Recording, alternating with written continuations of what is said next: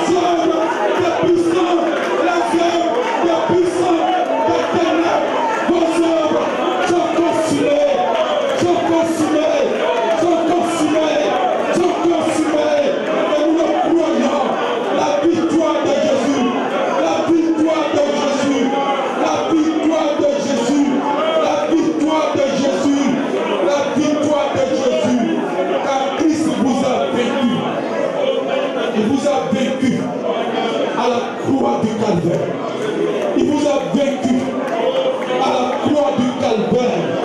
Il vous a vaincu à la croix du calvaire. Et Seigneur, maintenant, tu libères dans cette salle tout entendement.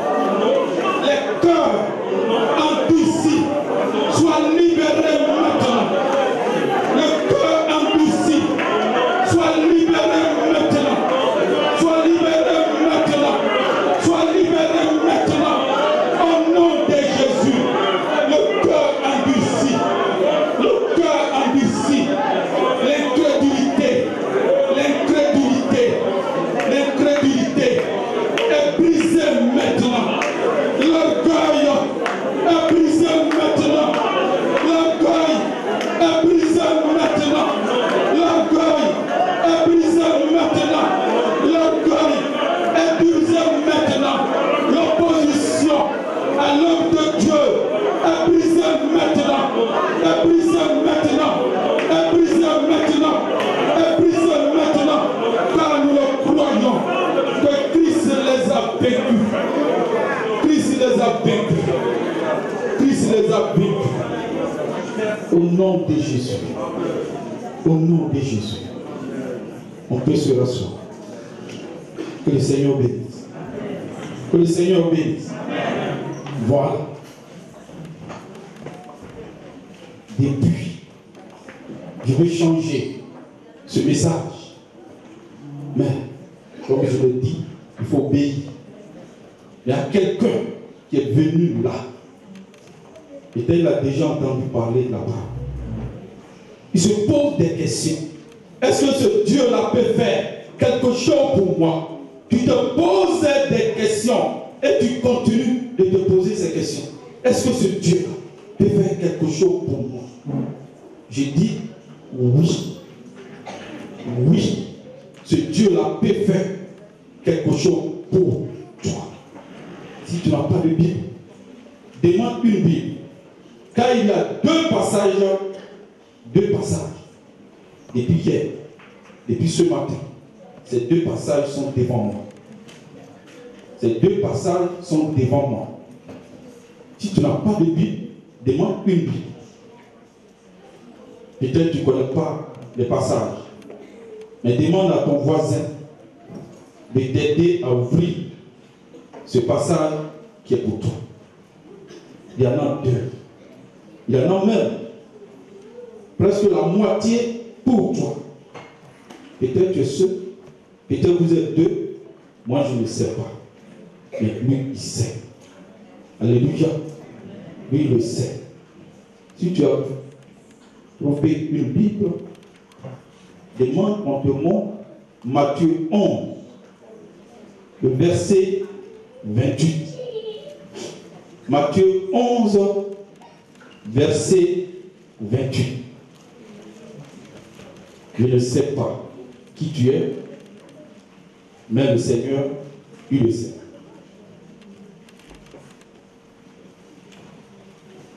Peut-être que tu n'as jamais lu la Bible, peut-être.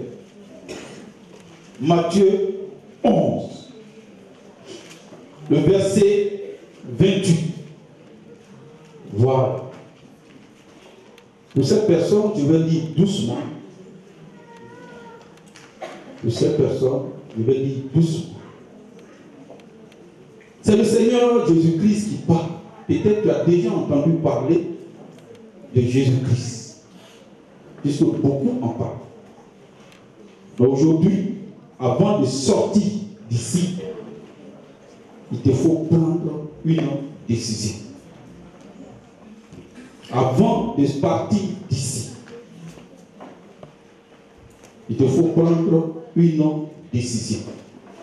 Et cette décision sera pour toi, non seulement pour cette vie, et pour la vie éternelle. Soit tu prends la bonne décision et tu auras la vie sauvée dans l'éternité. Soit tu prends la mauvaise décision et tu choisis ton éternité dans les tourments éternels. La Bible dit là, il y aura des pleurs et des grincements de dents. Moi, je ne le souhaite pas pour vous. Alléluia. Nous allons faire la lecture. C'est le Seigneur qui parle. Il dit, venez à moi, vous tous qui êtes fatigués et chargés, et je vous donne du repos. Venez à moi. Vous tous qui êtes chargés et fatigués, je vous donne du repos. Alléluia. Prenez mon joug sur vous et recevez mes instructions. Prenez mon joug sur vous. Ça peut être une contrainte. Mais le joug, j'ai regardé, c'est le bois qu'on place sur la tête des chevaux, des bœufs, pour les atteler. Soit c'est lourd, soit c'est léger. Mais le Seigneur dit son joug est léger. Ce qu'il te propose ce matin. Les contraintes du Seigneur sont légères. Il vous propose ce matin.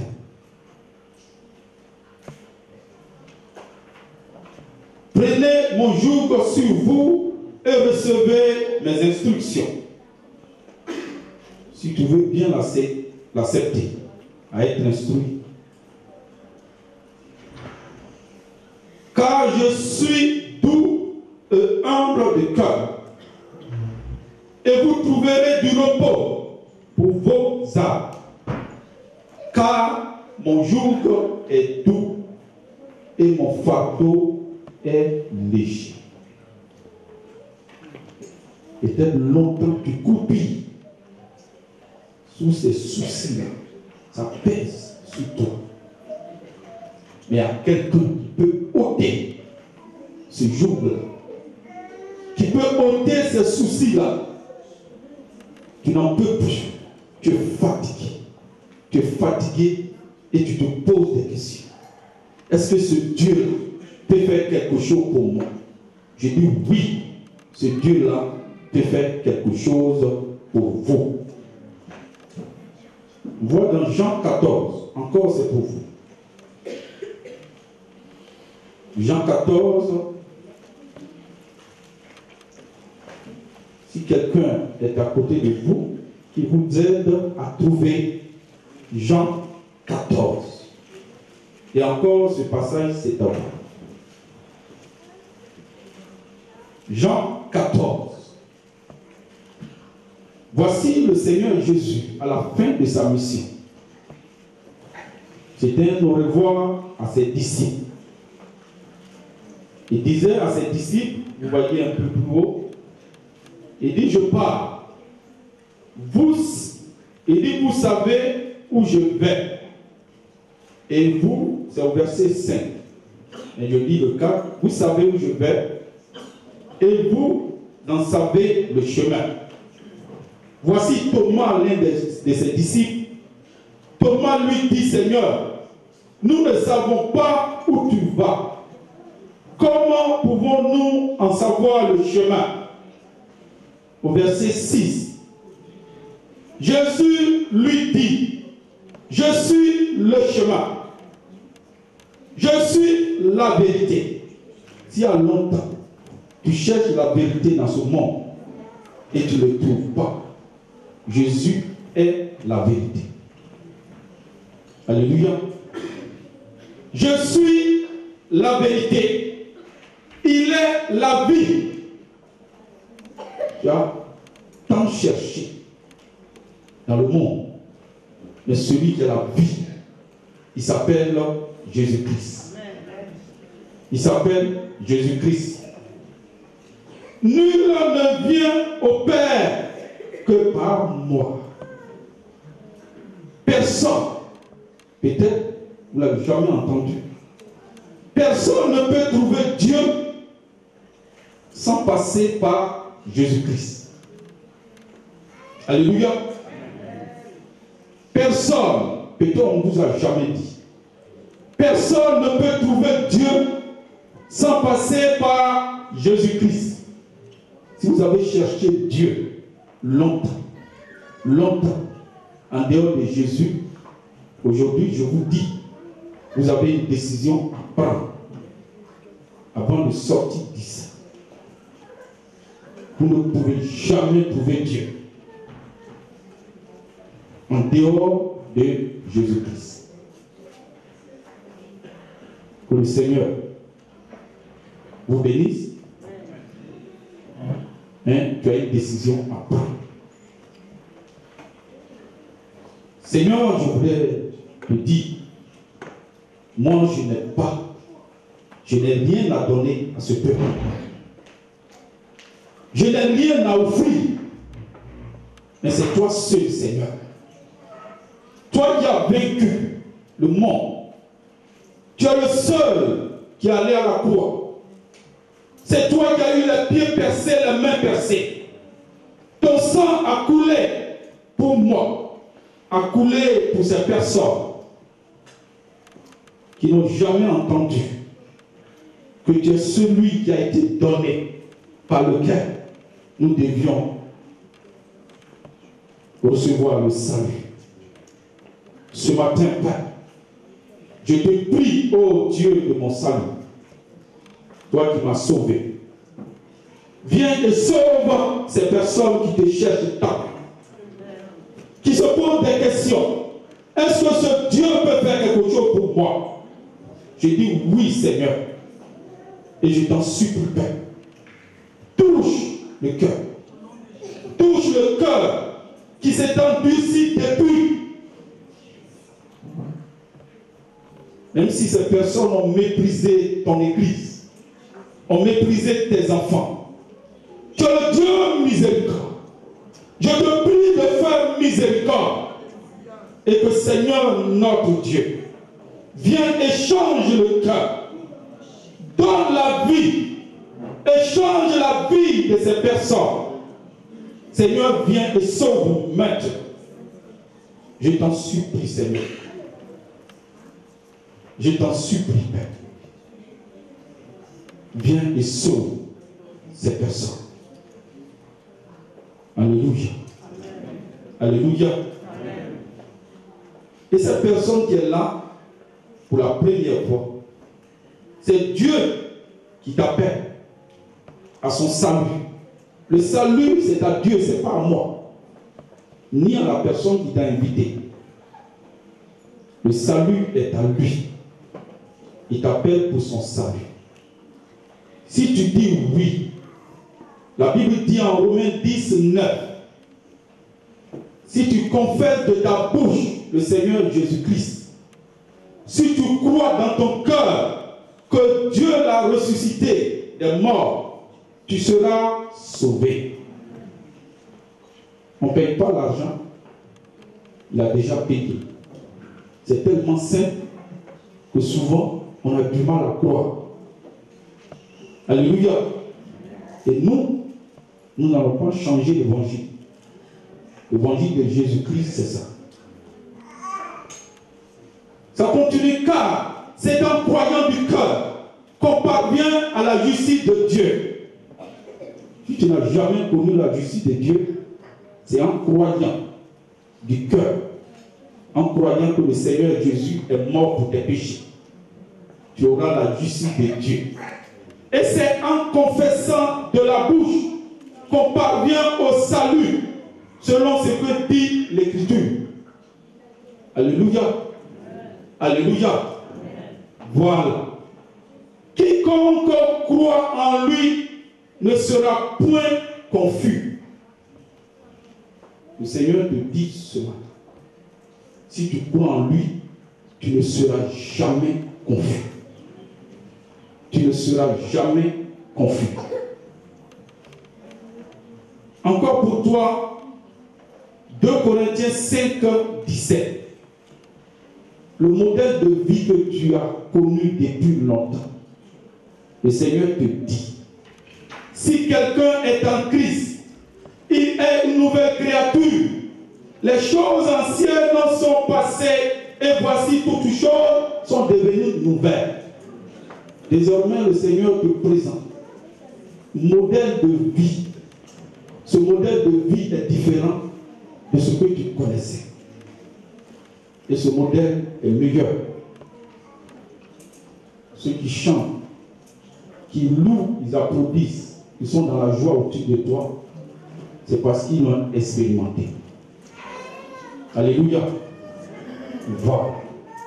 Laisse-toi enseigner, laisse-toi guider, corriger par sa parole. Applique la parole de Dieu dans ta vie de tous les jours. Et le Seigneur te promet qu'il sera avec toi tous les jours jusqu'à la fin du monde. Mais toi-même, en toi-même, tes forces, tu ne peux pas le faire. C'est pourquoi il faut te donner entièrement. Et lui, il va te soutenir jusqu'à la fin du monde. Tu verras dans Hébreux 9, 27. Peut-être que tu ne le sais pas. La Bible dit qu'il est réservé aux hommes de mourir une seule fois. Avant, on a appris qu'on mourait 7 fois. Mais la Bible dit une seule fois. Après quoi vient le jugement. Et souvent on est surpris. Le jugement, oui. Après la mort vient le jugement. Car dans Actes 17, 31, Dieu a fixé un jour. N'a pas dit 2 jours. N'a pas dit 3 jours. La Bible dit un jour. Où il jugera ce monde, le monde que nous voyons. Toute œuvre sera portée en jugement. Alléluia. La vie que tu as, c'est la vie de Dieu. Il t'a donné cette vie-là. Comment tu as utilisé cette vie sur cette terre? Qu'est-ce que tu as fait? Dieu te demandera des comptes.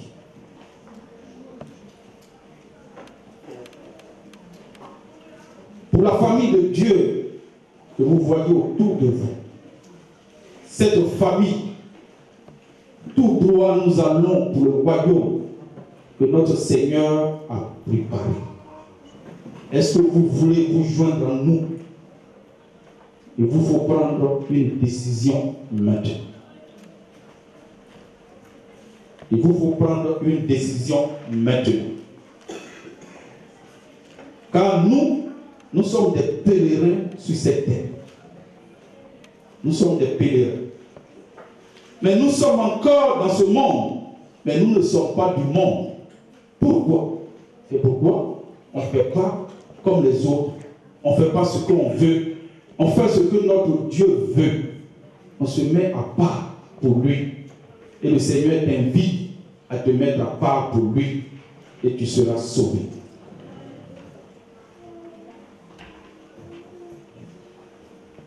Et ceux qui ont droit à ce royaume, la Bible dit qu'ils se tenaient devant le trône de Dieu. Vous verrez dans Apocalypse 7, 14.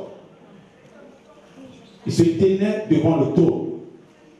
Tout le monde ne peut pas se tenir devant le trône de Dieu. Et vous allez savoir pourquoi. Parce que la Bible dit ils ont lavé leurs robes. Ils les ont blanchis dans le sang de l'agneau. Alléluia. Ils ont lavé leurs robes. Ils les ont blanchis dans le sang de l'agneau. C'est pourquoi ils peuvent se tenir devant le trône de Dieu. Alléluia. Donc, en dehors du Seigneur Jésus-Christ, il n'y a point de salut. Si vous l'avez cherché aussi longtemps, en dehors de Jésus-Christ, ce salut, vous n'aurez jamais. Alléluia. C'est pour toi, mon ami, qui est là. Nous allons prendre un texte, Apocalypse 1, à partir du verset 4.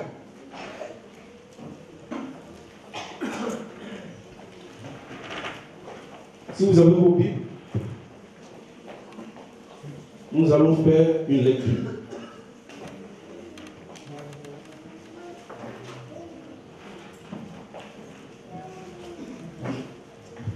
Si vous l'avez trouvé, Apocalypse 1, à partir du verset 4 à 8. Voici un frère, quelqu'un. Il s'appelle Jean. Ce n'est pas Jean-Baptiste. C'est Jean l'apôtre. Et Jean-Baptiste aussi, il était apôtre. Voici Jean qui a vu la révélation de Dieu. Ce qui va se passer à la fin. Dieu a ouvert le ciel. Il a fait monter Jean pour lui montrer ce qui doit arriver par la suite. Il a fini d'écrire ce livre. Il a adressé ce livre aux 7 églises qui sont en Asie. Alléluia.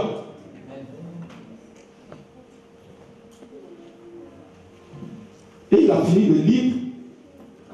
Mais je trouve qu'il a rédigé la dédicace. Mais lorsqu'on regarde à la fin, c'est au verset 8, c'est pas celui qui a écrit le livre qui a signé. Vous allez voir au verset 8. Je vous dis d'avance. C'est lui qui a rédigé. Parce que lorsqu'on écrit un livre, on fait une dédicace.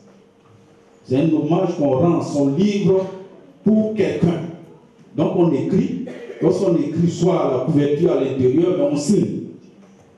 Mais Jean a écrit cette dédicace. Mais vous voyez en bas, ce n'est pas Jean qui a signé. On fait la lecture. Jean aux 7 églises qui sont en Asie, que la grâce et la paix vous soient données de la part de celui qui est, qui était, qui vient, et de la part des 7 esprits qui sont devant son trône. Au verset 5. Et de la part de Jésus, le témoin fidèle, le premier-né des morts, et le prince des rois de la terre. Le prince des rois de la terre. À celui qui nous aime, il nous aime tant. À celui qui nous aime, qui nous a délivrés de nos péchés par son sang. Par son sang. Dis à ton voisin, Jésus t'aime. Il t'a délivré de tes péchés par son sang. Par son sang. Par son sang. Alléluia. Il nous a délivrés de nos péchés par son sang. Et qui a fait de nous un royaume des sacrificateurs pour Dieu son Père. À lui soit la gloire et la puissance au siècle des siècles. Amen. Amen. Voici, il vient. Alléluia. Voici, il vient. Car c'est Jean qui parle à la 3e personne, il vient. Voici, il vient avec les nuées, et tout œil verra, même ceux qui l'ont percé. Alléluia. Ceux qui l'ont percé. Mais aujourd'hui, par notre comportement, on peut encore percer le Seigneur. Est-ce que vous le savez? Aujourd'hui même, on peut le percer. Peut-être hier même, on l'a percé. Peut-être hier, on l'a percé.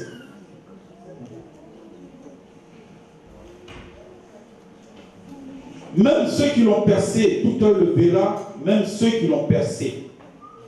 Et toutes les tribus de la terre se lamenteront à cause de lui. Il dit oui et amen. Il a fini de rédiger cette dédicace, mais vous allez voir la signature qui est portée. Au verset 8. Je suis l'alpha et l'oméga.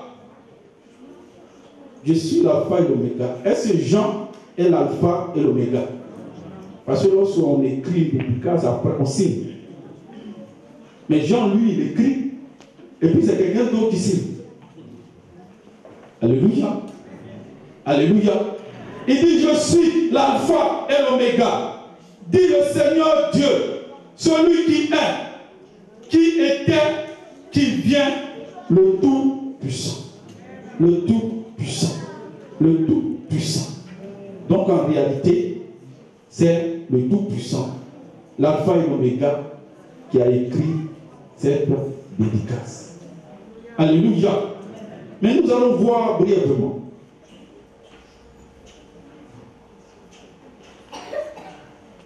Le premier verset dit, la grâce et la paix vous soient données de la part de celui qui est, qui était et qui vient. On voit à la fin, celui qui est, qui était et qui vient. Alléluia. Alléluia. Que cette grâce vous soit donnée. La personne qui est là pour la première fois. Qui est là pour la première fois. Que cette grâce vous soit donnée. Alléluia. Celui qui est, il est dans le présent. Mais il est venu, il était avec nous physiquement. Il est parti et il revient. Le Seigneur revient. Le Seigneur revient. Tu es là depuis. Peut-être tu es fatigué. Tu es fatigué. Il y a des personnes qui disent, lorsque j'étais dans le monde, les choses marchaient bien, les affaires marchaient bien. Mais depuis que je suis venu à l'église, ça ne marche plus. Tu te poses ces questions, je vais te dire qu'en dehors de lui, il n'y a point d'autre chose qui marche. C'est des semblants que tu vois. Alléluia. Mais celui qui est avec nous, il est plus fort que celui qui est dehors. Et il est celui qui donne des choses. Il donne cette bénédiction et il ne la fait suivre d'aucun chagrin. Si ce matin tu es découragé, je te dis, renouvelle tes forces. Demande au Seigneur et il va te renouveler. Alléluia. Demande au Seigneur et il va te renouveler. En dehors de lui, il n'y a point de vie. La Bible dit qu'il est un témoin fidèle. Jésus a été fidèle. Vous verrez dans Éphésiens 5, Éphésiens 2, 5. Il est écrit là, ayez en vous les sentiments qui sont en Jésus-Christ. La Bible dit qu'il n'a pas regardé son égal avec Dieu, mais il s'est dépouillé et il est venu comme un simple homme. Il est allé à la mort, même jusqu'à la mort de la croix. Voici pourquoi Dieu l'a souverainement élevé et lui a donné le nom qui est au-dessus de tout nom, afin qu'au nom de Jésus, tout genou fléchisse dans le ciel d'abord, sur la terre et sous la terre, et que toute langue confesse que Jésus-Christ est Seigneur à la gloire de Dieu le Père. Et celui qui est là pour la première fois, voici ce qu'il a fait pour toi. Il a été fidèle jusqu'à la mort. Il allait à la croix pour tes péchés. Peut-être tu ignorais, mais c'est pour tes péchés qu'il est mort à la croix. Il a donné sa vie pour toi.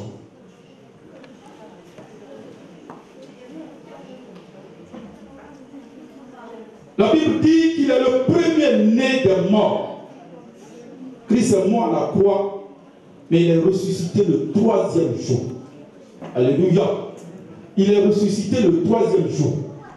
C'est pourquoi il est vivant pour toujours. Et il peut nous sauver. Il y a des gens qui ont des dieux, mais ces dieux-là, ils sont morts. On les a enterrés, ils attendent le jugement. Mais notre Dieu, il est ressuscité le 3e jour. Il est assis à la droite du Père. Et c'est celui qui intercède pour nous. Celui qui est là pour la première fois.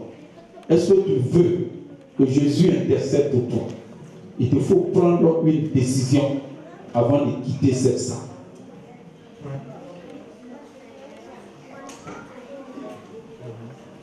Il est dit qu'il est le prince des rois de la terre. Effectivement, il est le prince des rois de la terre. Vous pouvez lire à la maison Ésaïe 9. Vous allez voir, un enfant nous est né. Et cet enfant, lorsqu'on voit l'aboutissement, c'était fils de David, le lion de la tribu de Juda. Mais l'aveugle, vous verrez dans Marc 10, 46, l'aveugle Bartimée, guéri à Jéricho, il a crié fils de David, fils de David. On sait que David a été un grand roi. Le Seigneur l'a dit de ne pas jurer sur Jérusalem, car c'est la ville du grand roi. Mais lorsqu'on lit entre les lignes la ville de ce grand roi, derrière, on voit que c'est Jésus-Christ lui-même. Alléluia. Parce que Jérusalem, lorsqu'on voit ce qui va descendre du ciel, ne va pas changer de nom. La Jérusalem qui va descendre du ciel ne va pas changer de nom, on l'appelle Jérusalem. Et le grand roi qui est derrière, c'est Jésus-Christ lui-même. Alléluia. Mais il faut lire entre les lignes pour comprendre cela. Et c'est le Saint-Esprit qui donne. Voilà. Donc, il est le prince. Il est fils de David, qui est un grand roi. Donc, il est le prince des rois de la terre. Alléluia. À celui qui nous aime, qui nous a délivrés de nos péchés par son sang. Celui qui nous aime et nous a délivrés de nos péchés par son sang. Il n'a pas payé une caution, c'est-à-dire un prix d'argent pour nous sortir de prison. Les hommes de ce monde qui sont généreux, lorsque vous êtes en prison, ils payent votre caution. Mais c'est avec le sang, c'est avec l'argent, ils payent la caution. Et puis il dit, allez, sortez-moi ce pauvre-là. Mais Christ, lui, il a payé avec son sang. C'est avec son sang qu'il a payé pour nous sortir du cachot. Nous étions en prison. Le diable dominait sur nous. Les puissants des ténèbres dominaient sur nous. Mais Christ a payé pour nous donner la vie et la vie éternelle. C'est lui qui nous a donné notre liberté. Mais ce n'est pas un prix d'argent. Et ce sang, on ne trouve nulle part ailleurs. Le sang de Jésus est unique.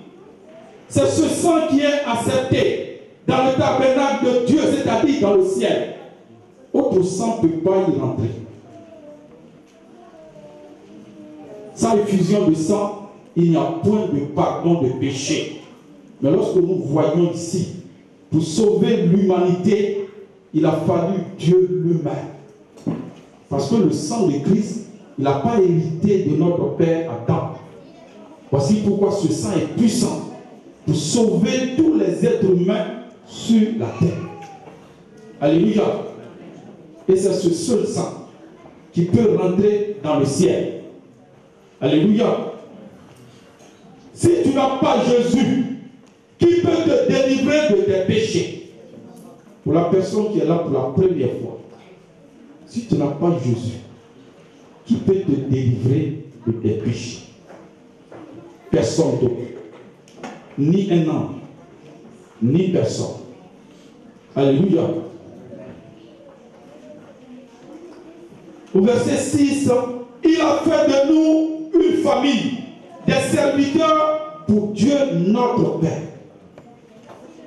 Des serviteurs pour Dieu notre Père. Celui qui est découragé, il nous a sauvés pour le servir. Il nous a sauvés pour être des servantes et des serviteurs. Si tu es découragé, prie, demande au Seigneur de te donner des forces, car il revient bientôt. Il revient bientôt. Alléluia. Et sois fidèle dans ce que tu fais, et le Seigneur te bénira. Nous sommes devenus des enfants légitimes. Ce que Adam, notre Père, avait perdu. Il nous a rachetés par son sang pour Dieu le Père, et nous sommes devenus des enfants légitimes. Vous verrez dans Romains 8 et 15, l'Esprit de Dieu nous a adoptés. Et c'est l'Esprit d'adoption qui sauve. Par cet Esprit, nous crions Abba Père. Alléluia. Et l'Esprit nous rend témoignage à notre esprit que nous sommes enfants de Dieu. Alléluia. Cet esprit nous rend témoignage que nous sommes enfants de Dieu. Lorsqu'on te pose la question, toi un être humain, comment tu peux savoir que tu es sauvé? Pour celui qui a goûté la vie de Dieu, si tu n'es pas sauvé, tu le sais. Ce n'est ni ton mari, ce n'est ni ta femme, mais toi-même tu le sais. Que ma vie spirituelle, ça ne va plus. Tu peux être assis là, chanter, même louer, crier, sauter. Mais ta vie spirituelle, si ce n'est pas en règle avec Dieu, tu le sais. Toi-même, tu le sais. Et tu sais que si le Seigneur revient à l'instant même, tu ne seras pas sauvé. C'est la personne qui peut savoir lui-même. Mais le Seigneur aussi le sait. Mais ton voisin, ce n'est pas celui qui le sait. Mais pour un homme spirituel, si c'est dans ta famille, tu peux le savoir. Parce que nous ne marchons pas seulement par la vue, comme on le dit, nous marchons par la foi, c'est vrai, mais nous marchons aussi par l'esprit. Alléluia. Amen. Alléluia. Amen. Voilà. Si tu es découragé, c'est l'esprit d'adoption qui nous a sauvés. Il est écrit qu'il vient avec les nuées. C'est sur les nuées que le Seigneur ne vient pas avec Airbus. Il vient sur les nuées.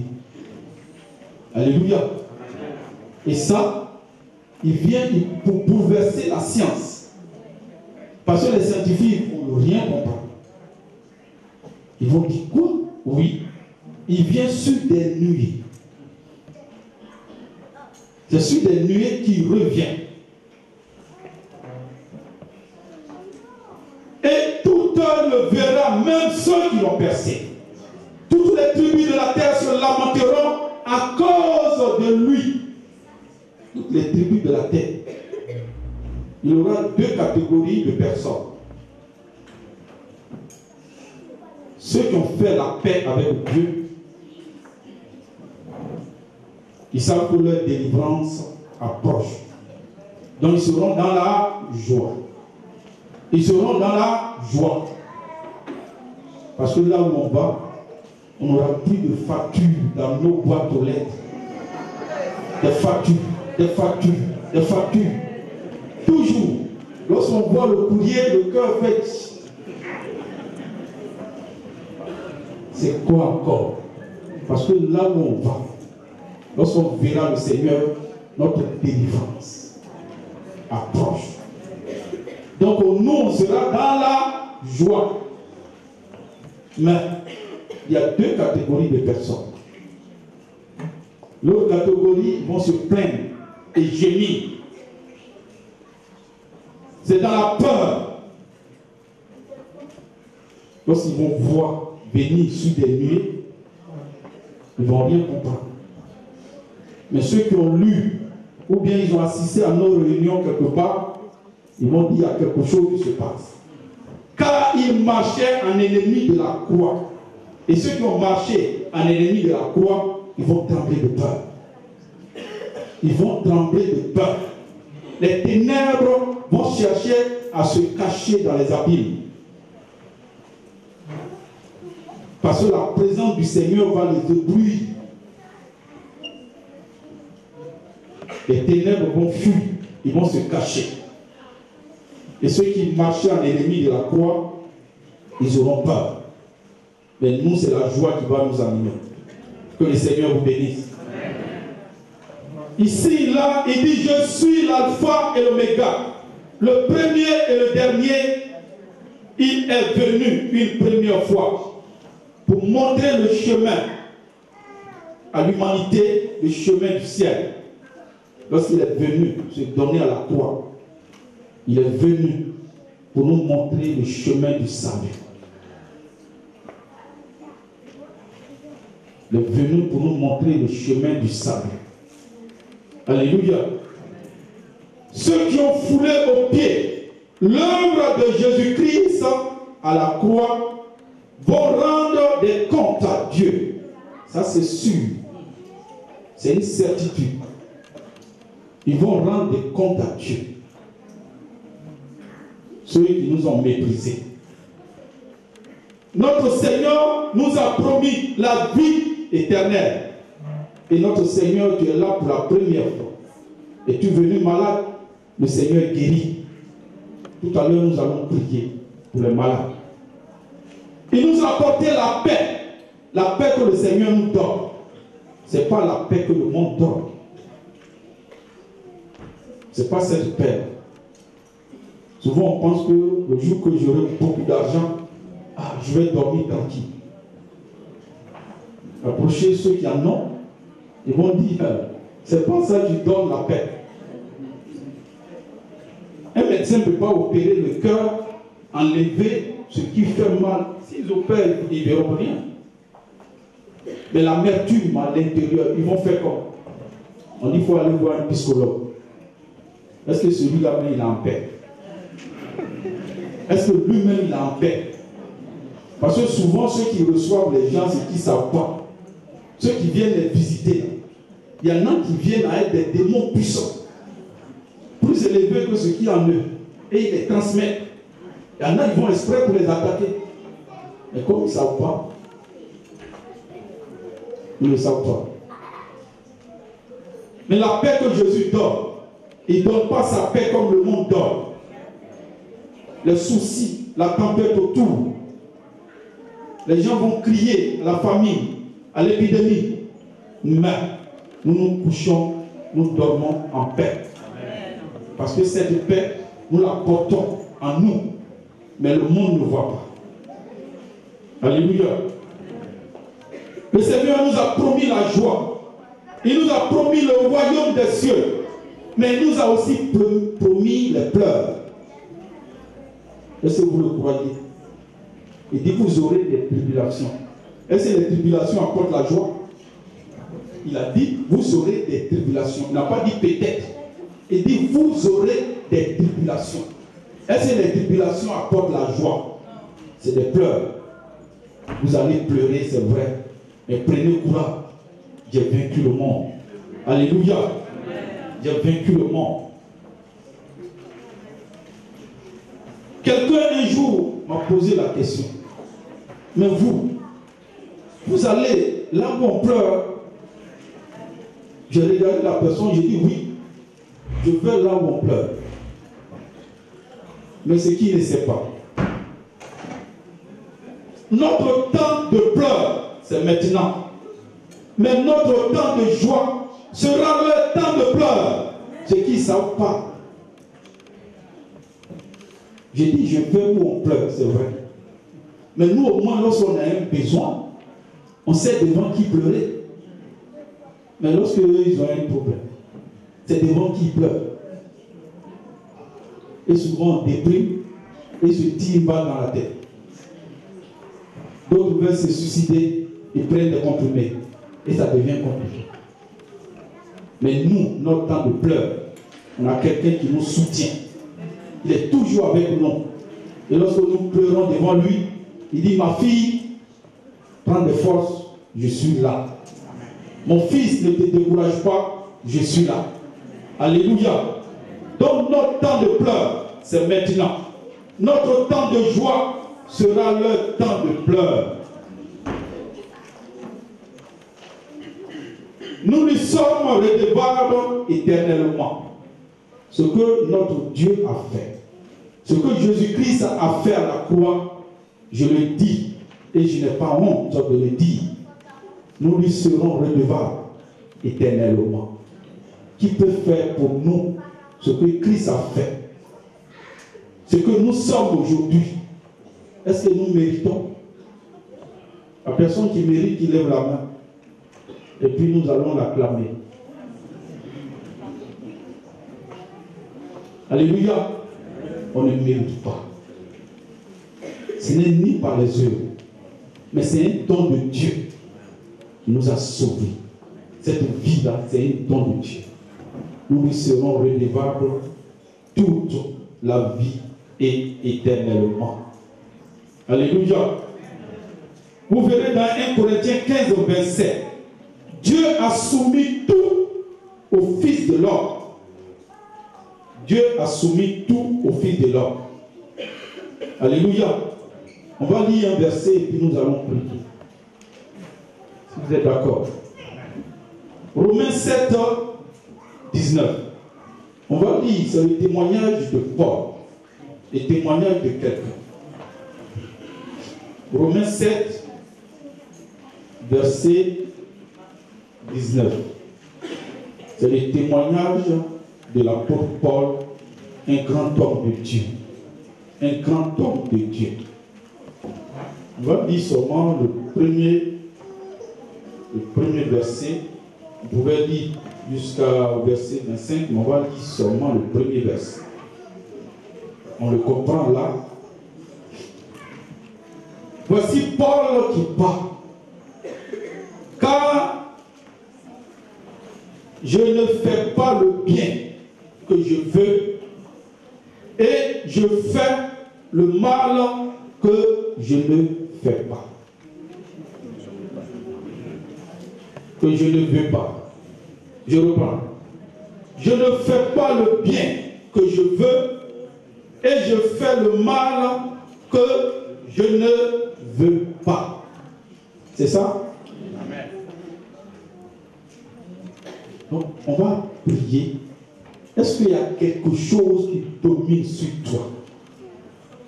Tu veux laisser, mais tu ne peux pas. Moi, je ne sais pas. Ton voisin ne sait pas, mais toi-même, tu sais.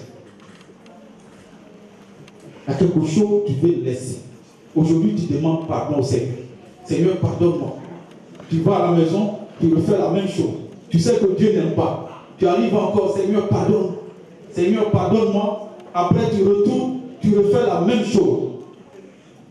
La Bible dit qu'on devient esclave de ce qui a triomphé de non. Qu'est-ce qui a triomphé de toi et tu ne peux pas t'en défaire? Toi-même, tu ne peux pas, ça c'est sûr. Mais, nous allons prier, on va demander, si nous sommes assis, s'il y a quelqu'un des têtes baissées, s'il y a quelqu'un qui veut faire le bien qu'il veut, et qui n'arrive pas, et il fait le mal qu'il ne veut pas, tu te tiens debout, nous allons prier pour toi. Tu sais que Dieu n'aime pas.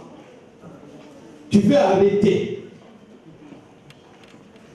Dans ta conscience, tu le sais. Tu veux arrêter, mais tu n'arrives pas. Et tu refais la même chose. Prends courage. Tiens-toi debout. Nous allons prier pour toi. Prends courage. Des fois, c'est la colère.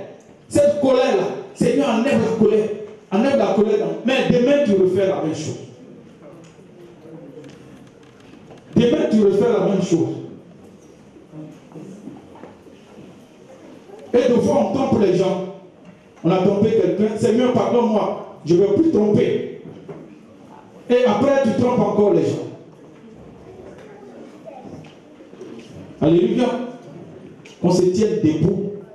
Quelqu'un qui n'arrive pas à se défaire de ce qui pèse sur toi. Tu sais que le Seigneur n'aime pas. Tu veux laisser. Mais tu n'arrives pas. Comme ça, il faut voir le pasteur. Le pasteur va prier pour toi. Et tu vas voir que ce mal, ce poids, ce fardeau sera enlevé. Nous prions ensemble.